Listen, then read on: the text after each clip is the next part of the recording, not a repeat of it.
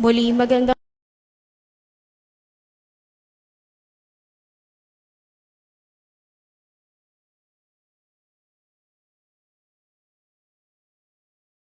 mga nakatatanda.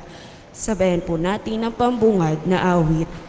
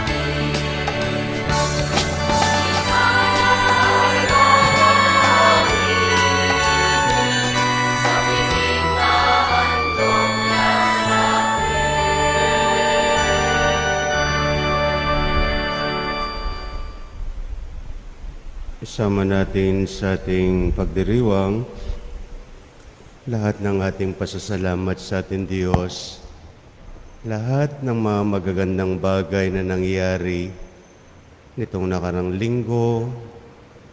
Salamat sa Diyos. Kalusugan, kalakasan ng katawang lupa, walang sakit, hindi na ospital, walang aksidente, masaya, maligaya, na pagtatagumpayan yung mga hamon. Salamat sa Diyos. Sa mga taong nakilala natin, nakausap natin, binati natin ang magandang umaga. Salamat sa Diyos. Ang ating pamilya, ano pa man yung mga pinagdaanan, mga karanasan, subalit patuloy pa rin ang buhay. Salamat sa Diyos. Sa inyong mga hanap buhay, trabaho, tungkulin, upang makaraos, pagkain, salamat sa Diyos. Ang inyong biyaya ng pananampalataya sa Diyos na hindi nakikita, pinanghahawakan ninyo, ginagamit ninyong pundasyon para ituloy ang buhay. Salamat sa Diyos. Sa kalendaryo ng ating simbahan, merong secular observance ng Grandparents' Day and Elderly. Grandparents na lang, wag ng elderly. Sa lahat ng mga, ano bang Tagalog ng grandparents? Mga lolo at lola o mga pensyonado? Mabuhay kayo sapagkat sa inyo nagmula. Kung walang grandparents, walang magulang. Kung walang magulang, walang mga anak. Magpuri tayo sa Diyos bilang isang pamilya. Sa isip lang ng tao ang tumatanda. Sa Diyos, nananatiling buhay ang tao. Sa ngalan ng Ama, ng Anak, ng Espiritu Santo. Amen. Ang pagpapala ng ating Panginoon Kristo, pag-ibig ng Diyos Ama, at ang pakikipagkaisa ng Espiritu Santo, naway sumainyong lahat. At sumainyo rin. Minamahal ko mga kapatid, minsan pa may kapakumbabaan, may matapat na pagsisisi. Sabihin natin sa ating Diyos, kailangan natin siya, kailangan natin ang kanyang pagkilos, kailangan natin ang kanyang awa at pagpapatawad. Panginoong Hesus, ikaw ang anak ng Diyos na buhay, sinugong tagapaganiyaya sa mga nagsisisi upang magbalik loob. Panginoon, kaawaan mo kami. Panginoon, kaawaan mo kami. Kristo Jesus, ikaw ang anak ng Diyos na buhay. Tumira ka sa mundong ibabaw. Sa loob ng 33 taon, naging taong tulad namin maliban sa kasalanan. Itinataas namin sa iyo ang lahat ng aming mga hangarin. Kristo, kaawaan mo kami. Kristo, kaawaan mo kami. Panginoon Jesus, ikaw ang anak ng Diyos. Ngayon nakaluklok ka sa kanan ng Ama. Banggitin mo yung pangalan namin sa iyong Ama, sa aming Ama. Panginoon, kaawaan mo kami. Panginoon, kaawaan mo kami. Kaawaan tayo na makapangyarihang Diyos, patawarin tayo sa ating mga kasalanan, at patnubayan tayo sa buhay na walang hanggan. Amen. Papuri sa Diyos sa kaitaasan.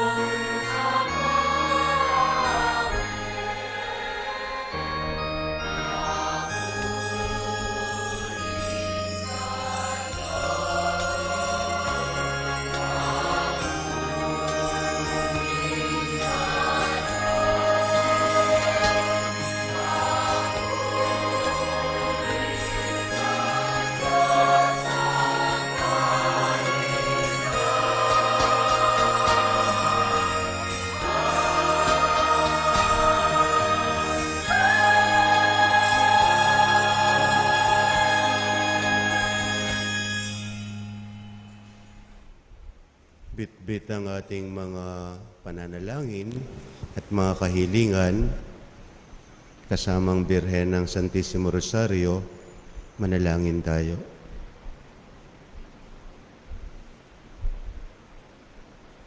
Ama naming makapangyarihan, nililingap mo ang walang inaasahan kundi ikaw.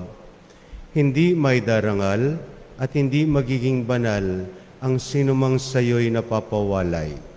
Dagdagan mo ang iyong kagandang loob sa amin upang sa iyong pamumuno at pangangasiwang magiliw, mapakinabangan na namin ang mga biyaya mo sa lupa bilang pagkakamit na namin sa makalangit mong pagpapala. Sa pamamagitan ni Hesu Kristo, kasama ng Espiritu Santo, magpasawalang hanggan. Amen. Sa unang pagbasa, hindi pupuksain ng makatarungang Diyos ang mga makasalanang bayan para sa kapakanan ng kahit na iilan lamang na mabubuting tao. Makikita rin natin ang bisa ng panalangin ng isang makatarungang tao, si Abraham.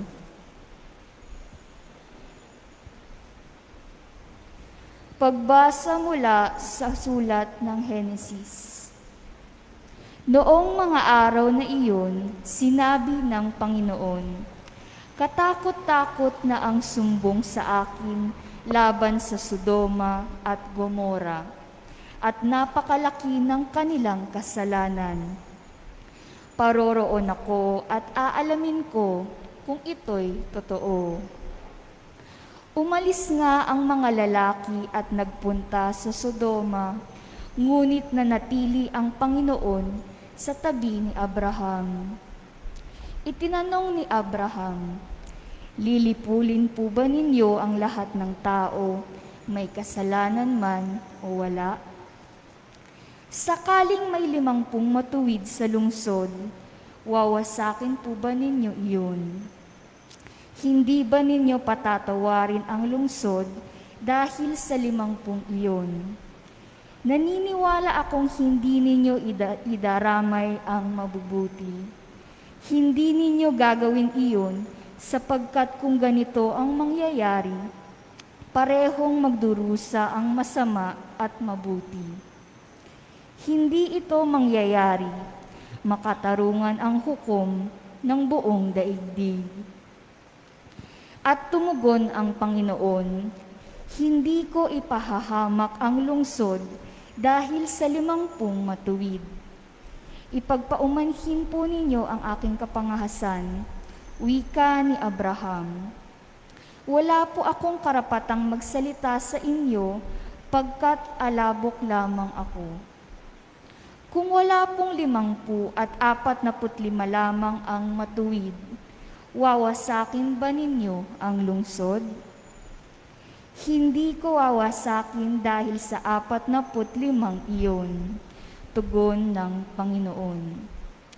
Nagtanong na muli si Abraham, "Kung 40 lamang, hindi ko wawasakin ang lungsod dahil sa 40 iyon," tugon sa kanya. "Huwag sana kayong magalit, magtatanong pa po ako. Kung 30 lamang ang matuwid doon, hindi rin ninyo wawasakin?" Sinagot siya, "Hindi ko wawasakin ang lungsod dahil sa 30 iyon." Sinabi pa ni Abraham, "Mangangahas po uli ako. Kung 20 lamang ang matuwid na naroon, hindi ko pa rin wawasakin ang lungsod dahil sa 20 iyon." Muling tugon sa kanya. Sa katapusay sinabi ni Abraham, "Ito na po lamang ang itatanong ko. Kung 10 lamang ang matuwid na naroon, hindi ko pa rin wawasakin ang lungsod dahil sa 10 iyon," tugon ng Panginoon. Ang salita ng Diyos. Salamat sa Diyos.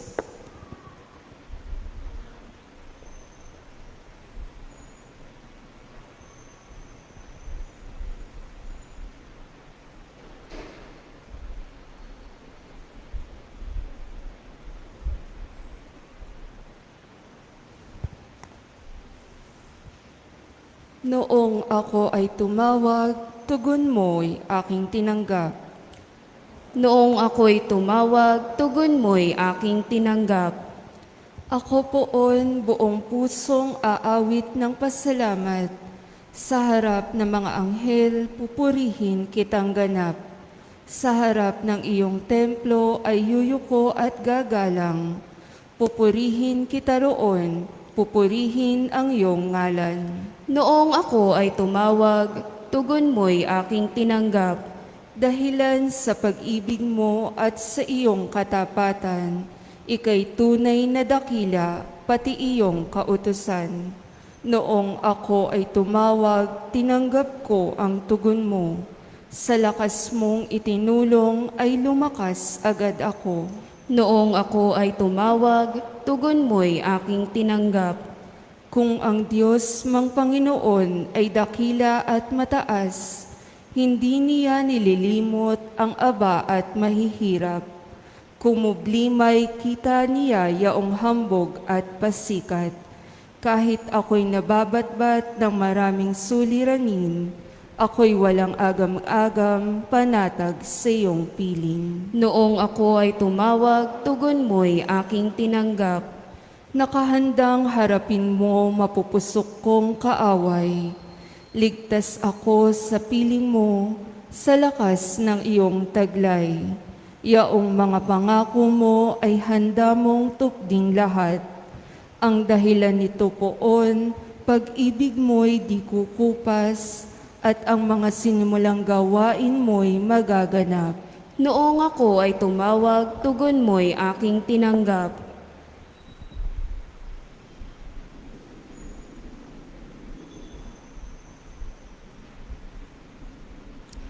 Sa ikalawang pagbasa, dahil sa binyag, nagiging kabahagi tayo sa pagkamatay at muling pagkabuhay ni Kristo. Binago na tayo ng Panginoon at hinahamon tayo ngayon ni San Pablo na magbagong buhay kay Kristo. Pagbasa mula sa sulat ni Apostol San Pablo sa mga taga-Kolosas. Mga kapatid, noong kayo'y binyagan, nalibing kayong kasama ni Kristo, at muling nabuhay na kasama niya, dahil sa inyong pananalig sa kapangyarihan ng Diyos, na muling bumuhay sa Kanya. Kayong mga hintil na dating patay dahil sa kasalanan, ay muling binuhay ng Diyos, na kasama ni Kristo. Pinatawad niya tayo sa ating mga kasalanan at pinawalang bisa ang lahat ng kasulatan laban sa atin, pati mga pananagutang kaugnay nito.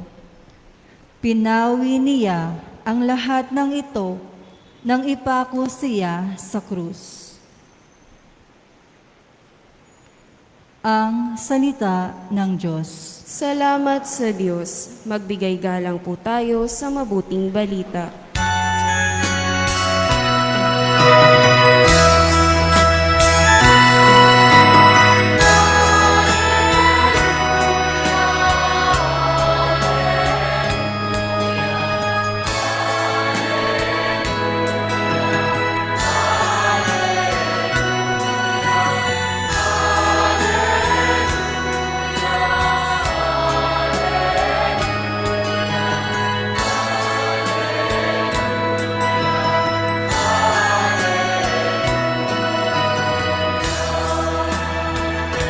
Espiritu ng Diyos, anak ay siyang tinanggap, ng Diyos Ama ay matawag.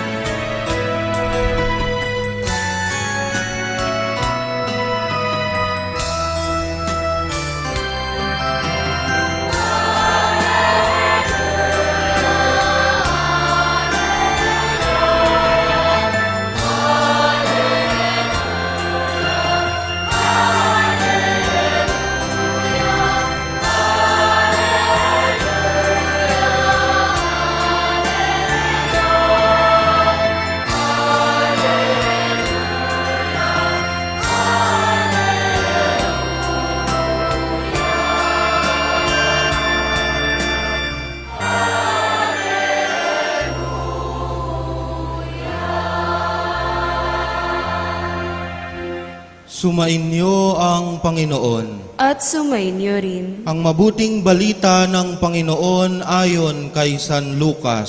Papuri sa iyo, Panginoon.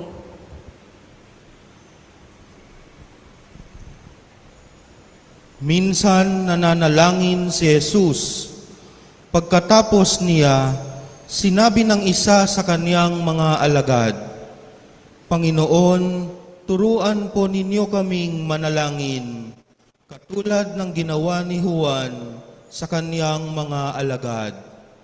Sinabi ni Jesus, kung kayo'y mananalangin, ganito ang sabihin ninyo, Ama, sambahin nawa ang ngalan mo.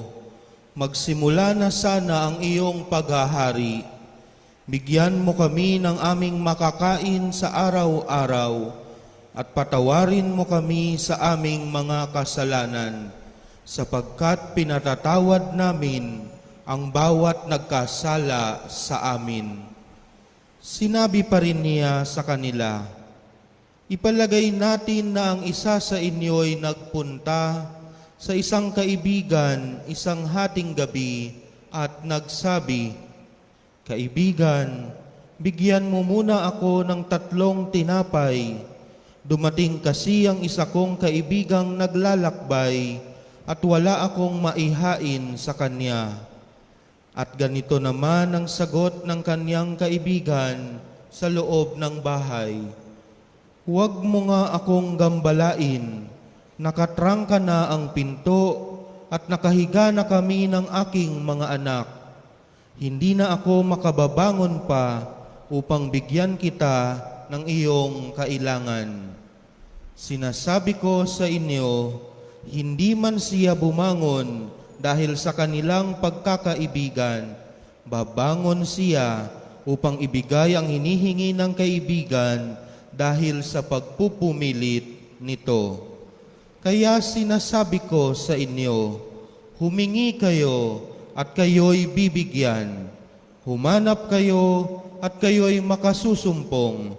Kumatok kayo at ang pinto'y bubuksan para sa inyo. Sapagkat tumatanggap ang bawat humihingi, nakasusumpong ang bawat humahanap, at binubuksan ang pinto sa bawat kumakatok.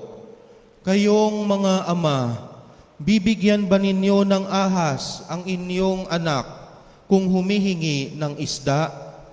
Bibigyan ba ninyo siya ng alakdan kung siya'y humihingi ng itlog?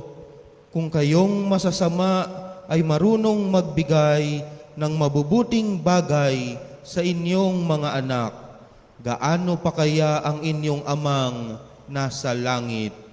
Ibibigay niya ang Espiritu Santo sa mga humihingi sa Kanya. Ang mabuting balita ng Panginoon. Pinupuri ka namin, Panginoong Hesu Kristo.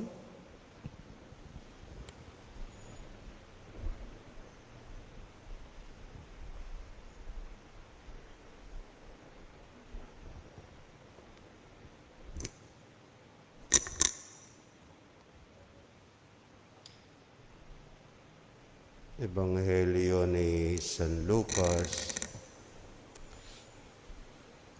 Kabanata 11, talata 1 hanggang 13. 17 linggo, karaniwang panahon. Magandang umaga po sa inyo. Salamat. Bumabalik kayo linggo-linggo. Ibig sabihin, malayo kayo sa sakit, malakas ang pangangatawan, may trabaho. Sa mga nagsisimba na sa labas, matyaga, nakatayo, magandang umaga sa inyo. Sa mga nagsisimba sa ating live streaming, mapalad kayo sa pagsisimba ninyo. Salamat sa Diyos. Palakpakan natin ang Panginoon.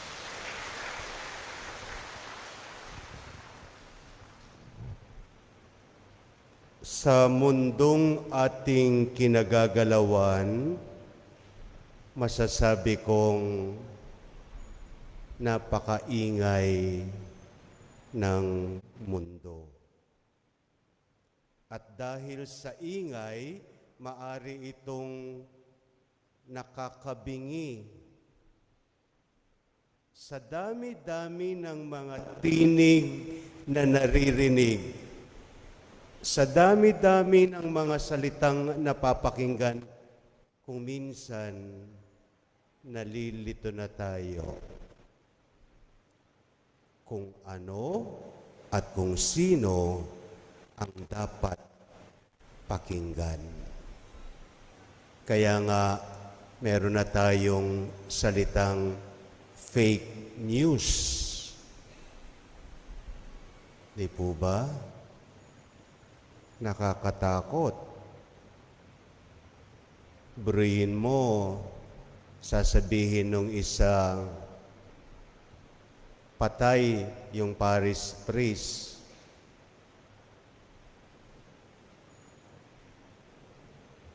Para lang umani ka ng ilang milyong views, para umani ka ng ilang milyong comments.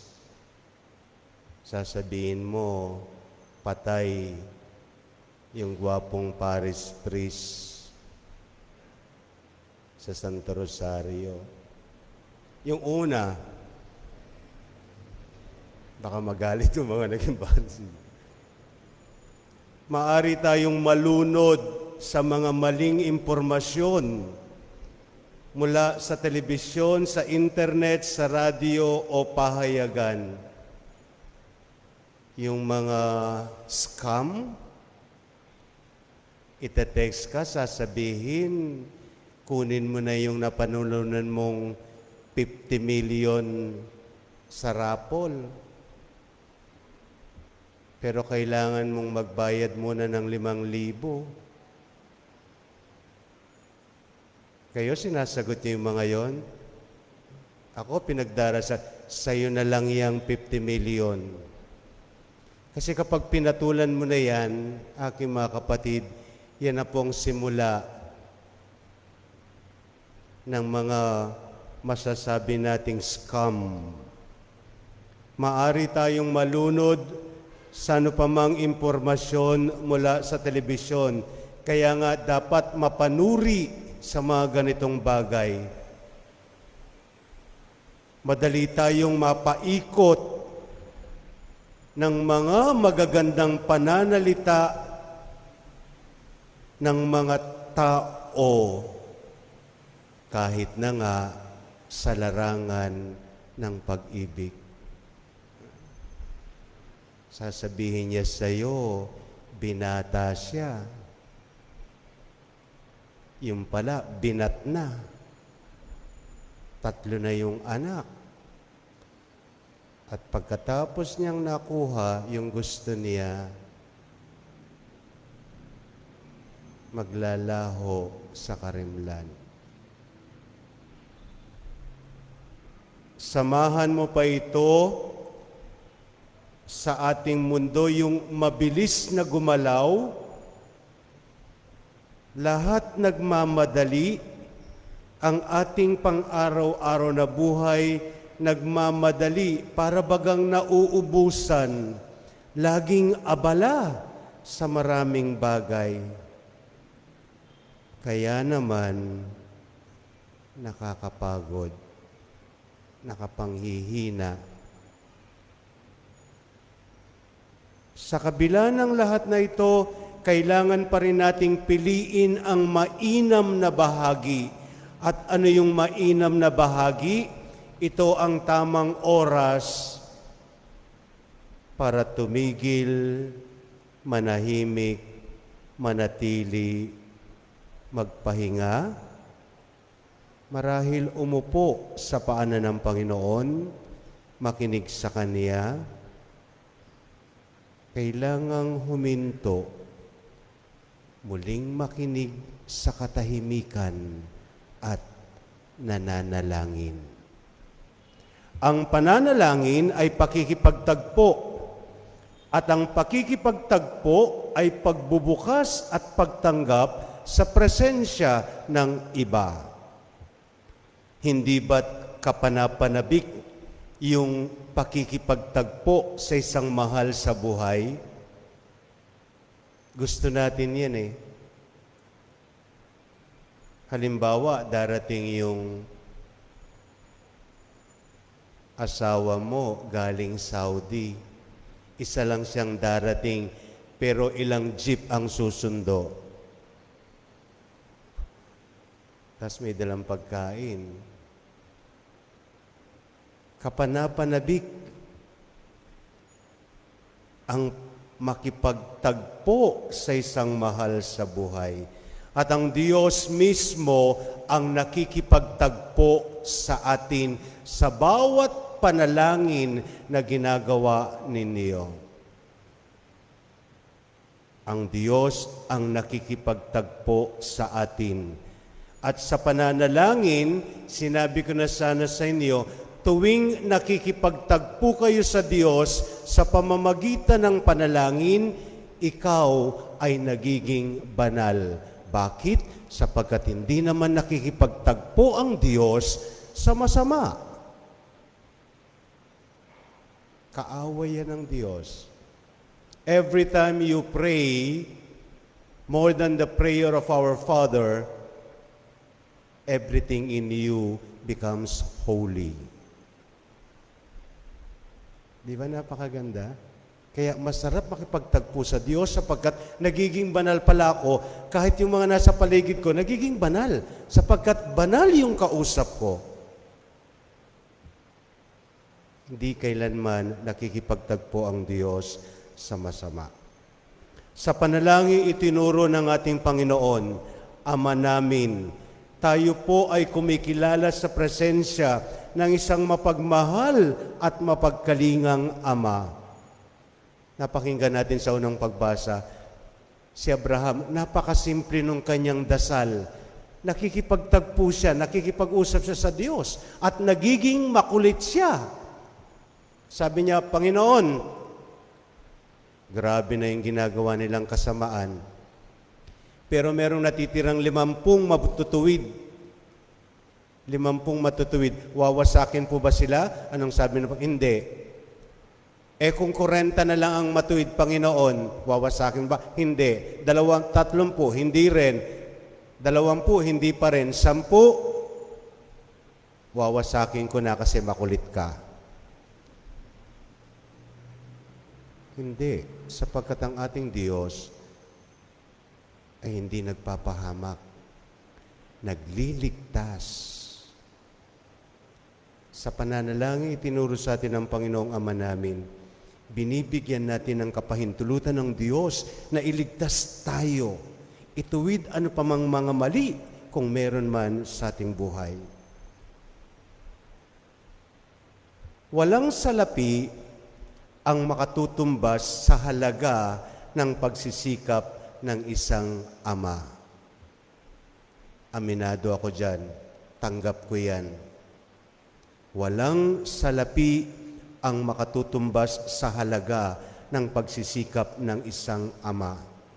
Walang salapi ang makatutumbas sa pagsasakripisyo ng isang ina upang maitaguyod lamang ang kanilang mga anak. Alam niyo yon?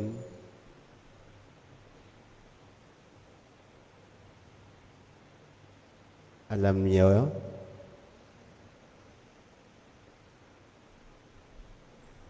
Father, wala naman yung tatay ko sumakabilang bahay. Hayaan mo na siya doon, kung doon siya masaya. Pero tanggapin mo pa rin ang katotohanan na kung hindi sa Kanya, abay wala ka sa mundong ibabaw.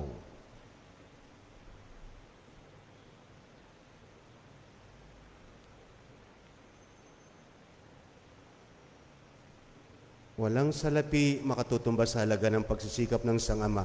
Walang salapi ang makatutumbas sa pagsasakripisyo at malasakit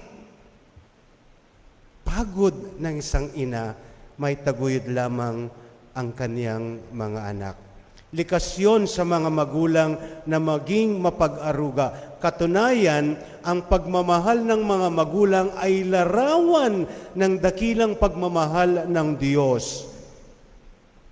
At kung ganito ang ating mga makalupang magulang, how much more our Heavenly Father? Di ba napakaganda nung halimbawa ng Panginoon? Kayong mga magulang, bibigyan mo ba ng aasa ngayong anak? Kung humihingi ng tinapay. Bibigyan mo ba ng alakdan? Kung humihingi siya ng itlog?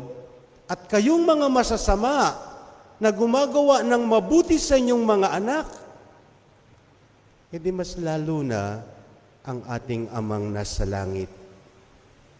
At tuwing nagdarasal tayo, meron tayong isang amang nasa langit, naghihintay sa ating tawag, isang tawag lang. Anong sabi ng Salmong Tugunan? Sa bawat tawag natin, tinutugon ng Diyos, ipinagkakaloob niya. Isang mapagmahal at mapagkalingang Ama ang ating Diyos.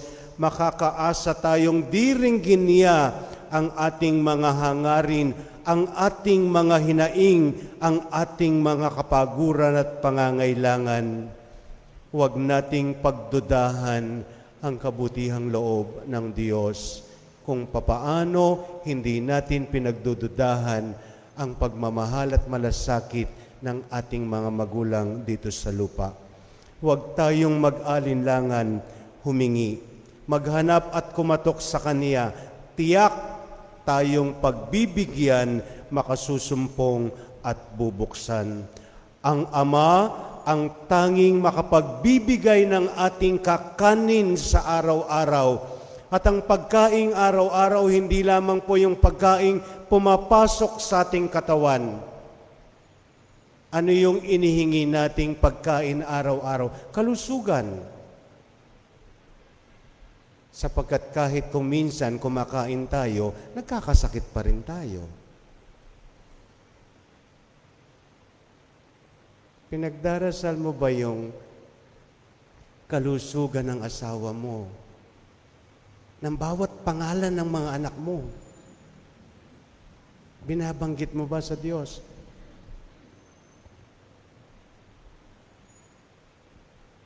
Yung mga pinaunang pinanganak,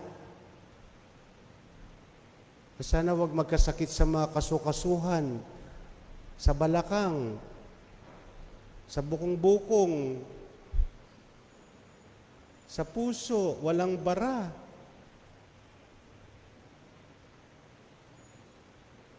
Ang Ama ang tanging makapagbibigay ng kakanin sa araw. Bakit araw-araw? Para patuloy tayong umasa sa Kanya. Ang Ama ang tanging makapagpapadama ng pagpapatawad sa ating mga kasalanan. Siya lang, no one else. And every time we receive the forgiveness of God, we open the door of forgiveness for others. Ang Ama ang tanging makapaglalayo sa atin sa kapahamakan. Gaano man kagaling, gaano ka man karunong ang lumayo sa kapahamakan, hindi yan magagawa sa sariling kakayahan lamang. With the presence of God, no one can touch you. With the presence of God, no one can tell that you do not belong to God. Maganda, masaya, maging anak ng isang taong makapangyarihan. Maganda, masaya, maging anak ng isang taong makapangyarihan. Pero, mas higit na maganda at masaya ang maging mga anak ng Diyos. Mabuti ang maging anak ng isang taong mayaman. Ako, gusto ko yan eh. Maging anak ng mayaman, gusto ko yan. Ikaw, gusto mo? Ayaw. Sinungaling.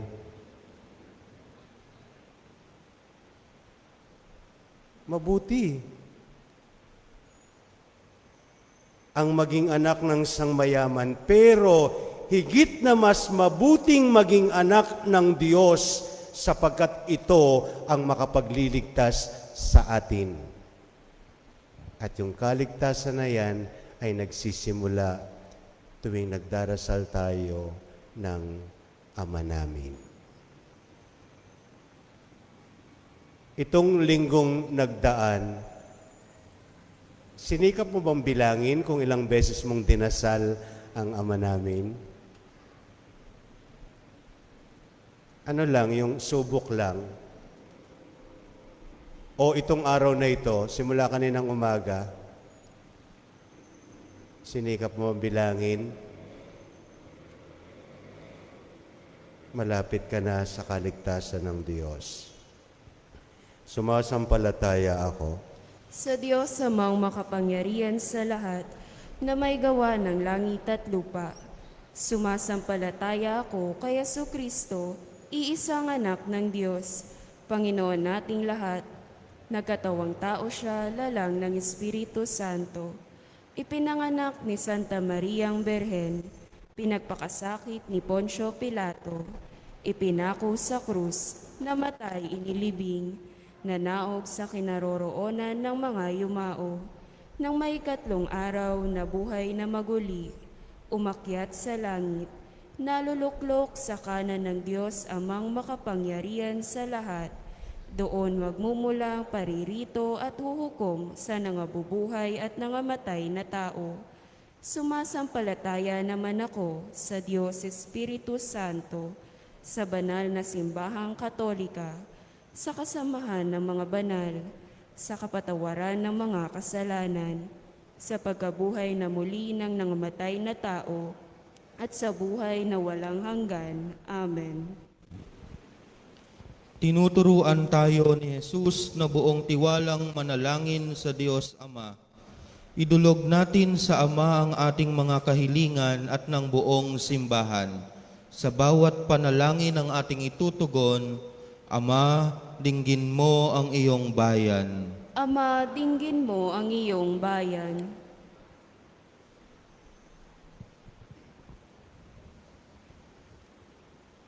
Para kay Francisco na aming Papa, mga obispo, pari at diakono, masalamin nawa sa kanila ang pag-ibig mo, Ama, sa pamamagitan ng kanilang paglilingkod sa kapwa. Manalangin tayo. Ama, dinggin mo ang iyong bayan. Para sa mga pinuno ng aming bayan, ituring nawa nila ang kanilang sarili bilang mga tagapangalaga at tagapagtanggol ng mga dukha, mahihina at walang tinig sa lipunan. Manalangin tayo. Ama, dinggin mo ang iyong bayan. Para sa mga pinanghihinaan ng loob, sanhi ng mga pagsubok at problema, manatiling bukas nawa ang kanilang puso sa kabila ng mga suliranin, sapagkat ikaw, Ama, ay sumasa kanila. Manalangin tayo. Ama, dinggin mo ang iyong bayan. Para sa mga nakatatanda, naway mapuspos sila ng galak at maging matatag sa anumang kanilang pinagdaraanan sa buhay. Patuloy nawa silang kalingain ng mga taong may tunay na malasakit.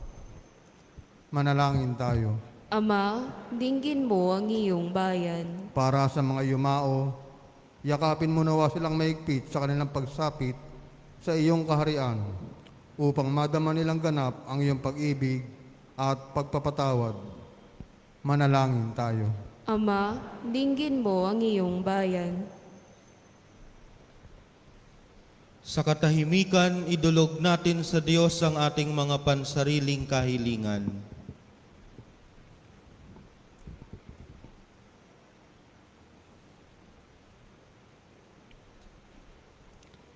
Ama naming mapagmahal, ipagkaloob mo ang kahilingan ng iyong mga anak.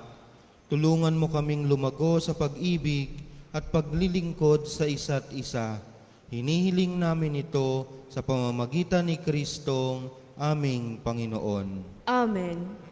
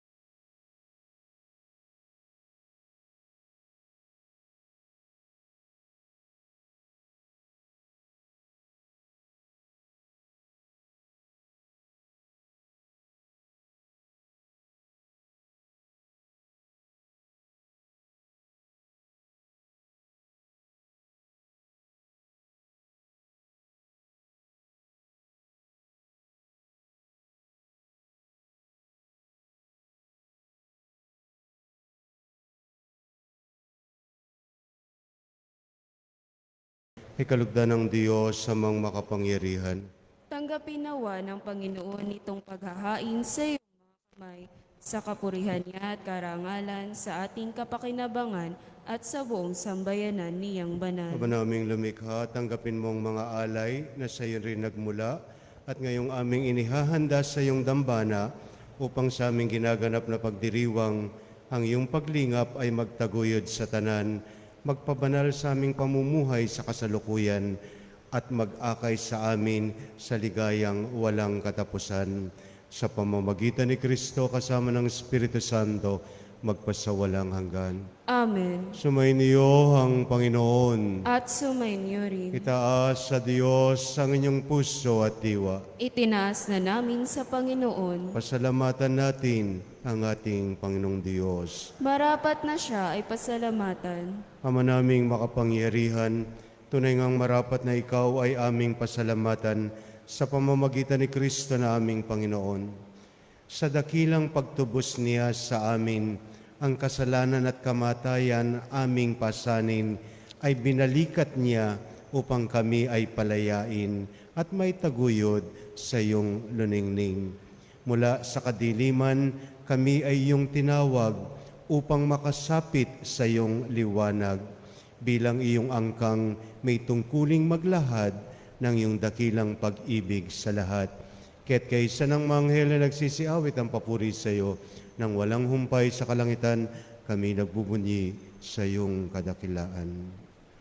Santo, Santo, Santo, Santong Panginoong Diyos ng mga hukbo, napupuno ang langit at lupa ng kadakilaan mo, o sana sa kaitaasan, pinagpalang na paririto sa ngalan ng Panginoon, o sana sa kaitaasan. Ama naming banal, ikaw ang bukal ng tanang kabanalan. Kaya't sa pamagitan ng Espiritu, gawin mong banal ang mga kaloob na ito upang para sa amin ay maging katawan at dugo ng aming Panginoong Hesukristo. Bago niya pinagtiis ang kusang loob na maging handog, hinawakan niyang tinapay. Pinasalamatan kaniya. Pinaghati-hati niya yon. Iniabot sa kanyang mga lagad at sinabi, tanggapin ninyong lahat ito at kanin, ito ang aking katawan na ihahandog para sa inyo.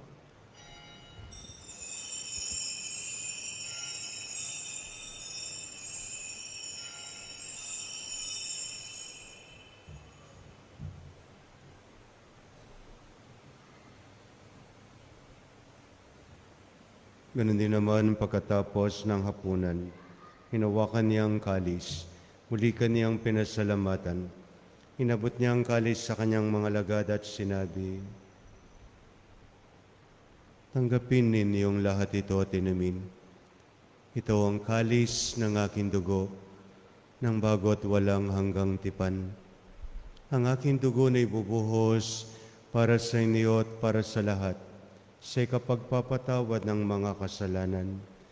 Gawin ninyo ito sa pag-alaala sa akin.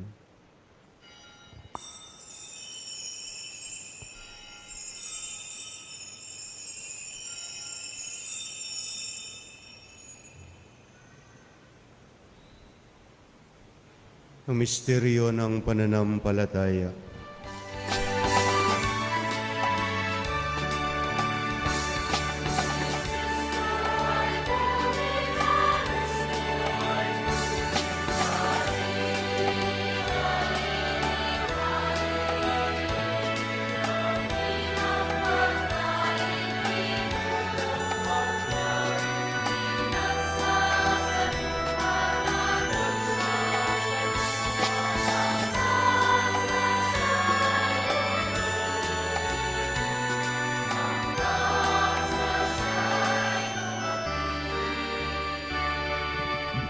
Ang mga ginagawa namin ngayon ang pag-alaala sa pagkamatay at muling pagkabuhay ng iyong anak. Kaya tinalay namin sa iyo itong tinapay na nagbibigay buhay, ganon din ang kalis na nagkakaloob ng kaligtasan. Kami nagpapasalamat sapagkat minarapat mo kaming tumayo sa harap mo para maglingkod sa iyo. Isinasamo namin kaming magsalo-salo sa katawan at dugo ni Kristo'y mabuklod sa pagkakaisa sa pamamagitan ng Espiritu Santo. Amalingapin mo ang iyong simbahang laganap sa buong daigdig, lalong-lalo ng simbahang Santissimo Rosario, Balite, Rodriguez Rizal, bawat pamilyang nasasakupan ng parokyang ito. Patnubayan mo rin sila. Kahit yung mga hindi nakakasimba, sa ano pa mang kadahilanan, puspusin mo kami sa pag-ibig. Kaysa ni Francis ng aming Papa, ni Francisco ng aming Obispo, Noli ang katulong na Obispo at ng Tanang Kaparian, ganon din ang mga diakono. At kaming lahat na natitipon dito sa iyong ngalan. Opo, Ama, bawat pangalan na naririto, ipinagdarasal ko sila. Marunong silang magdasal, marunong silang umasa sa iyo, kaya nga sila nandito linggo-linggo. Meron silang pang-araw-araw na pangangailangan. Alam mo yon, ibalato mo na sa kanila, iregalo mo na sa kanila, sapagkat yun ay hindi lang makakabuti, makapagpapasaya. Pangangailangan ng kanilang pamilya, ipinagkatiwala mo itong mga pamilyang ito sa kanila,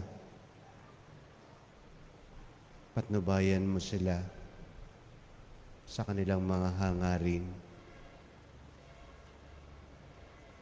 Yung kanilang mga trabaho, yung iba, ibalik mo sila sa kanilang mga hanap buhay. Alam mong at hindi mo kalooban na sila'y magutom, magkasakit. Ikinalulungkot mo yan. Sa mga grandparents, elderly, ano pa man ang tawag, senior citizen, pensionado, ipinagdarasal ko kayo ng mahabang buhay. Mahaba at masayang buhay.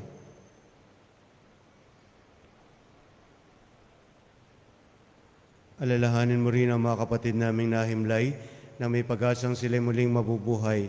Ganon din ang lahat ng mga pumanaw tulad ni Francisco. Kawan mo sila at patuloyin sa iyong kaliwanagan. Kawan mo at pagindapatin kaming lahat na makasalo sa iyong buhay na walang wakas. Kaysa ng mahal na Birheng Maria, Ina ng Diyos, Birhen ng Antipolo, Birhen ng Santissimo Rosario, kaysa ng kanyang esposo si San Jose, ng mga apostol at lahat ng mga banal, si Abraham, si San Pablo, na namuhay dito sa daigdig ng kalugod-lugod sa iyo, may pagdiwang nawa namin ang pagpupuri sa kararangal mo sa pamamagitan ng iyong anak, naming Panginoong Hesukristo. Sa pamamagitan ni Kristo, kasama niya at sa Kanya, ang lahat ng parangal at papuri ay sa iyo, Diyos amang makapangyarihan, kasama ng Espiritu Santo, magpa sa walang hanggan.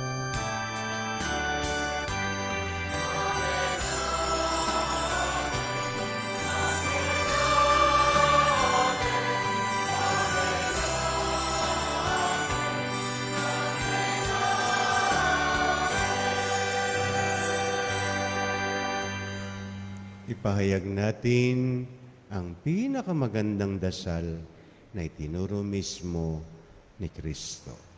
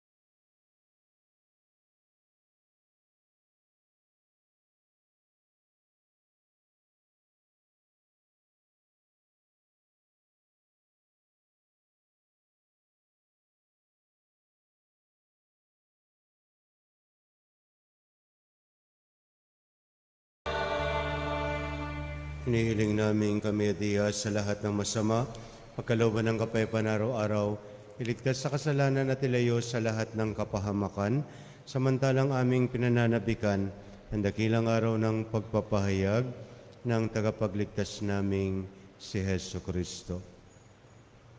Sapagkat iyo ang kaharian at kapangyarihan at ang kapurihan magpakailanman. Amen.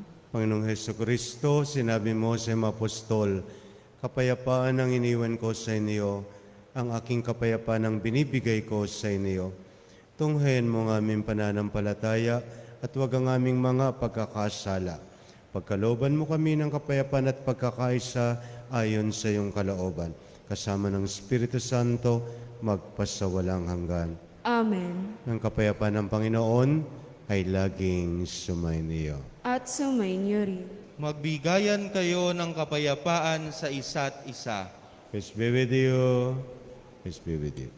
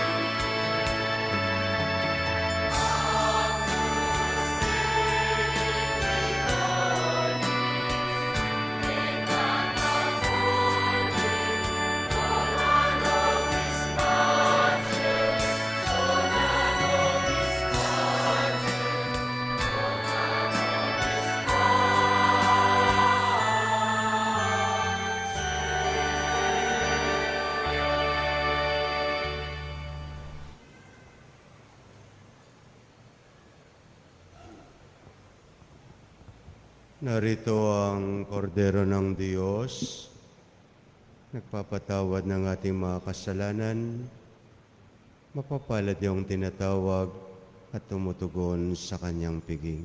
Panginoon, hindi ako karapat-dapat na magpatuloy sa iyo, ngunit sa isang salita mo lamang ay gagaling na ako. Ang katawan ni Kristo. Amen.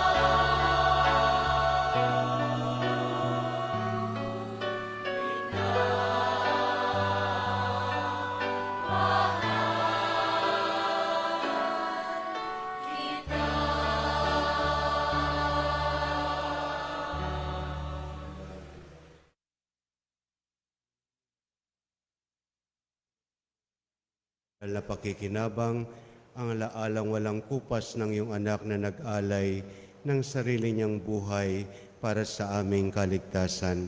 Bilang tagapamagitan kasama ng Espiritu Santo, magpasawalang hanggan. Amen. Sumainiyo ang Panginoon. At sumainyo rin.